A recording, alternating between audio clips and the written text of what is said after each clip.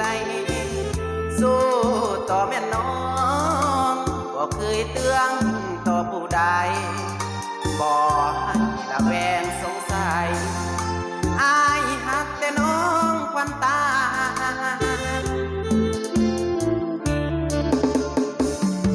แต่อายยังมีคนดีขอ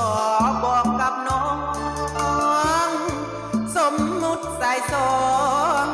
หักน้องเหมือนดังแก้วตาอายมันคนจนอีกคนเขามีเงินตราสองอย่างนี้คือปัญหาสิ่งที่พาให้อายตายใจหาบ่ดีอายนี้ยินดีหากน้องบ่มีเงินทองรับรองจะหามาสิ่งที่สำคัญน้องนั้นคือกำลังใจถึงจะลำบากเพียงใดจิตใจน้องอยากผ่อนแค่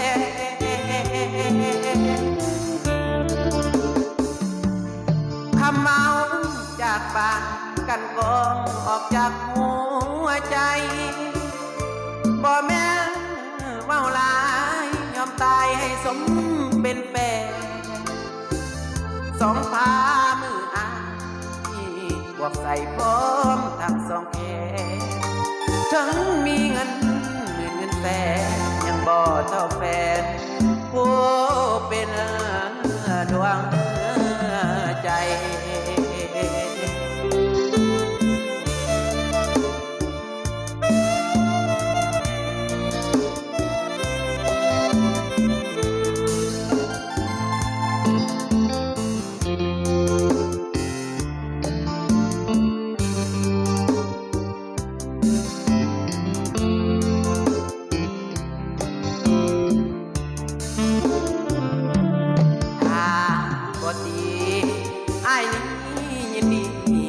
น้อ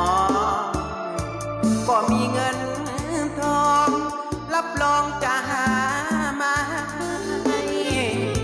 สิ่งที่สำคัญน้องนั้นคือกำลังใจ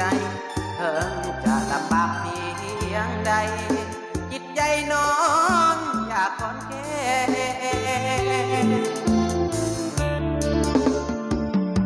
คำเมาจากปากกันกองออกจากหัวใจบ่แม่นเมาหลายยอมตายให้สมเป็นแฟนสองฝ่ามืออายบวกใส่พร้อมทั้งสองแขนถึงมีเงินหมื่นเงินแสนยังบ่เท่าแฟนผู้เป็นดวง